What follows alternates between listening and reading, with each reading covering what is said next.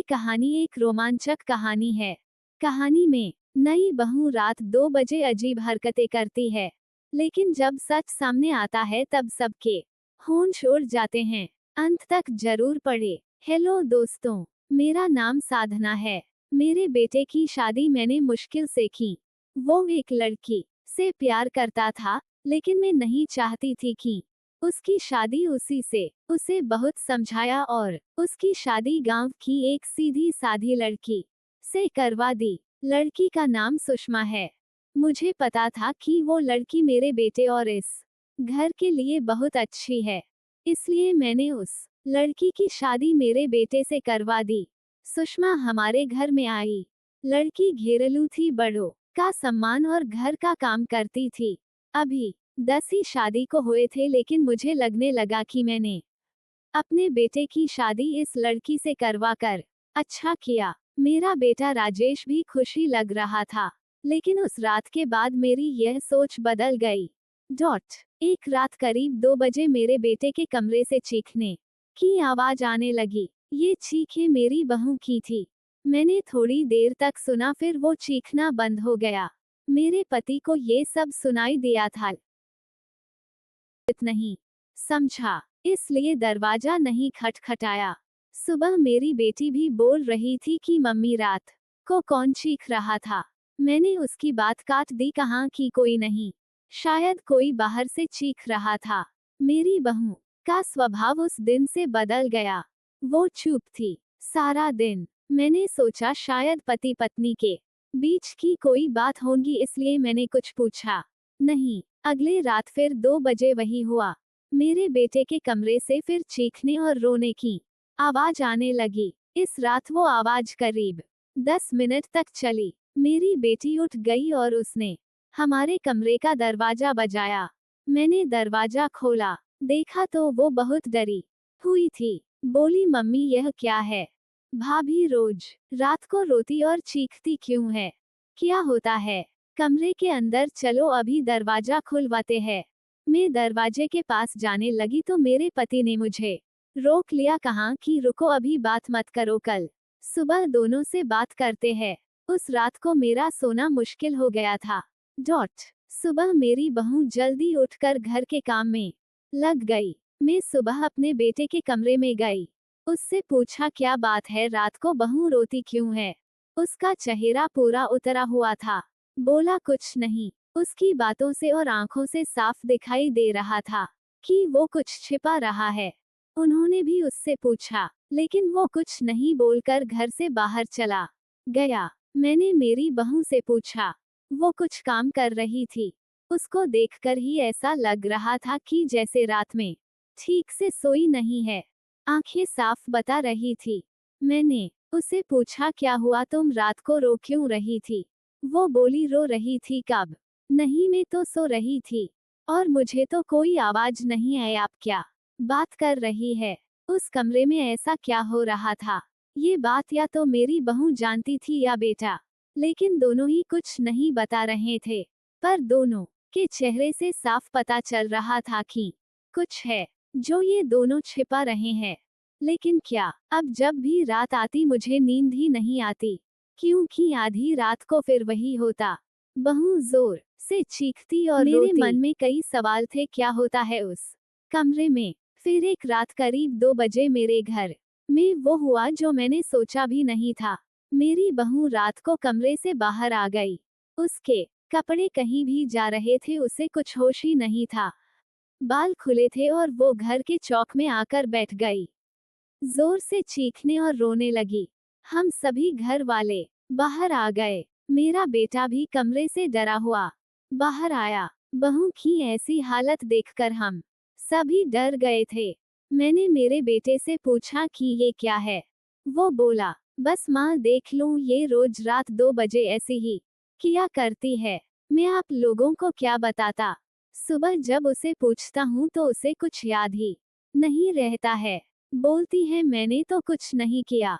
बहू जब थोड़ी देर बाद शांत हुई तो मेरा बेटा उसे कमरे में ले गया और सुला दिया। मैं सोच रही थी कि ये क्या है।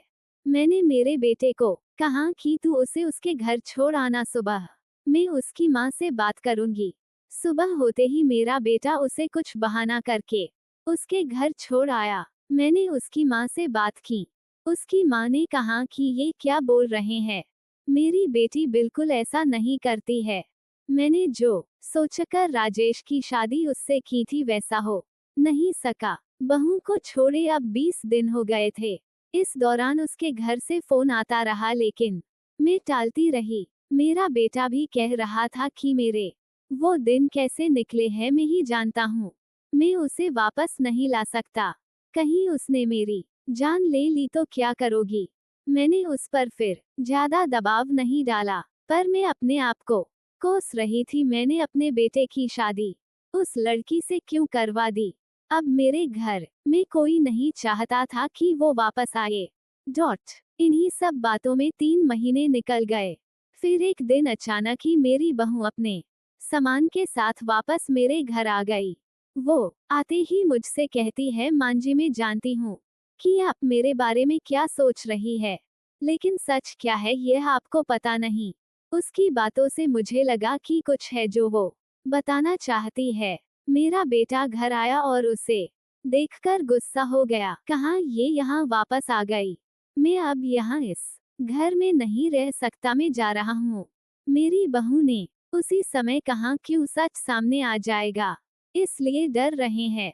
बताइए सबको सच क्या है, मैं उस तरह से क्यों किया करती थी। बेटा बोला कि क्या सच, सच यह है कि तुम पागल हो और रोज रात उस तरह से करती हो। बहू बोली कि मांजी आज अगर सबसे ज्यादा दुखी और परेशान है तो वो और कोई नहीं मैं हूँ। मैंने अपने पति की बात मानी, उन पर विश्वास किया। मैंने कहा तुम क्या कहना चाहती हो। फिर मेरी बहू ने जो बताया उसे सुनकर मेरे पैरों तले जमीन खिसक गई। वो बोली कि आपके बेटे ने मुझे पहली रात से ये नाटक करने को कहा था लेकिन मैंने नहीं माना। वो कहते हैं कि हम दोनों अलग बड़े शहर में जाकर रहेंगे। उनको कहा अगर ऐसे मेरे घर वाले मुझे नहीं छोड़ेंगे लेकिन तुम इस तरह का नाटक करोगी तो वो डर जाएंगे और फिर हम अलग रहेंगे। पहले मैंने बोला कि यहाँ सबके साथ अच्छा है, लेकिन फिर जब वो मुझसे बात नहीं करते थे तो मुझे उनकी बात माननी पड़ी। और फिर मैंने जब सब नाटक किया तो इन्होंने मुझे घर छोड़ दिया। मुझे आप सभी की नजरों में पागल और ना जाने क्या साबित कर दिया। उसके बाद मेरा फोन भी नहीं उठा रहे। मैं उनका वहां मेरे घर इंतजार कर रही लेकिन वो नहीं आए। मैं समझ गई कि उन्होंने मुझे बेवकूफ बनाया है, मुझसे झूठ बोला है। यह मुझे अपनी जिंदगी से भगाना चाहते थे। मैं इस बात को समझ गई। अब मैं खुद ही इनसे दूर चली जाऊंगी, लेकिन मैं चाहती थी कि सच आप सभी के सामने आ जाए। मुझे बहू की बातों पर पूरा विश्वास हो गया था। मेरा बेटा बोला तुम्हें इसे रखना है तो रखो, मेरी शादी तुमने उससे नहीं होने दी जिससे मैं चाहता था, और इस गांव की लड़की से करवा दी। मैं चाहता था कि ये भी यहाँ से चली जाए, तुम परेशान हो। सोचो कि यह मैंने क्या किया। अब भी मैं इसे अपनी पत्नी नहीं मानता। मैंने मेरे बेटे को कहा कि बेटा तुझे इस घर में रहना है या नहीं इसका फैसला तो कर लें। मेरी बहू इस घर में ही रहेगी और जो इसे इसका हक और इज्जत नहीं देगा वो इस घर में नहीं रह सकता। तू इस तरह की साजिश कर सकता है, वो भी सिर्फ अपनी माँ से बदला लेने के लिए। एक भोली लड़की को कुछ भी करने को कह सकता है, पर बेटा जरा तू सोच, तूने इसे जो करने को कहा इसने किया अपने बारे में और किसी के बारे में कुछ नहीं सोचा, सिर्फ तेरा सोचा। सोच ऐसी पत्नी कहाँ मिलेगी। तू बहुत बड़ा अभागा है जो इस लड़की को छोड़ेगा।